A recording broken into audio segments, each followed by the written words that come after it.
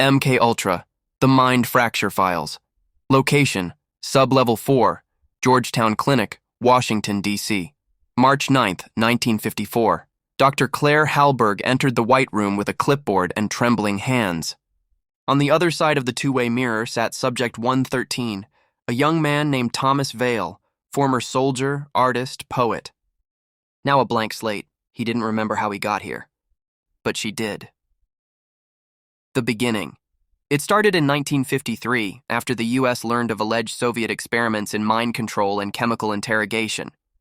The CIA feared the communists were unlocking psychic influence, brainwashing, even psychic weapons. So, with full approval from Director Alan Dulles, the agency began a covert program under its Technical Services Division, Project MK Ultra. Its goal? To crack the human mind, to control it, reprogram it, to weaponize it. The methods: drugs, hypnosis, sensory deprivation, electroshock, isolation, terror, all were fair game, no ethics boards, no oversight. Most subjects didn't even know they were part of a test. Sometimes neither did the doctors. The CIA funneled millions through front organizations, hospitals, and universities. People were dosed in prisons, brothels, army barracks, and even coffee shops. Dr. Hallberg's Georgetown Clinic was one such front. Subject 113. Thomas Vale had volunteered for a study on creativity. He had no idea that the orange juice he drank was laced with LSD-25, a new compound the agency found useful. They wanted to see if trauma could shatter the mind and rebuild it with planted memories, artificial loyalties. Each session pushed him further. He forgot his name, then his family, then language. They rewired his identity with hypnotic suggestion, strobe sequences, and whispered commands in his sleep. He became whoever they told him to be. The fracture, but then something strange happened. Vale began to resist, not outwardly. His pulse stayed even, his tone compliant. But in his art, sketches left in his room, images emerged. A dandelion repeated 17 times.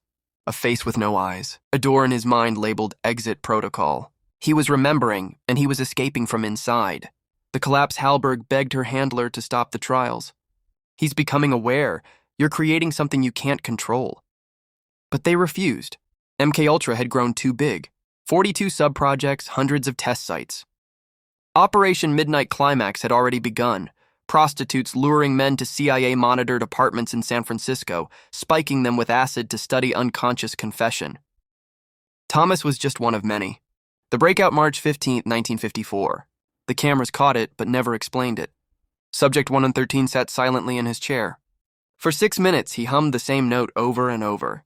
Then he stood, walked calmly to the mirror, and whispered, "The door is open." The lights blew. The locks disengaged.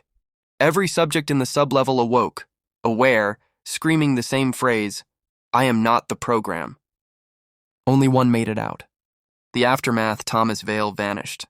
The agency burned the lab within 48 hours. Records were sealed, doctors reassigned, and MK Ultra split into further black ops programs: Artichoke, Monarch, Stargate. Dr. Hallberg, traumatized, disappeared into obscurity. In 1975, the Church Committee revealed pieces of MK Ultra to the public, but most documents had been destroyed by order of CIA Director Richard Helms. Only fragments remain. Epilogue, Brooklyn, 1992. A man sits alone in a basement art studio, a field of dandelions, a mirror with no reflection. His name is Thomas Vale. He cannot remember who he is, but when he dreams, he hears voices. The program never ended.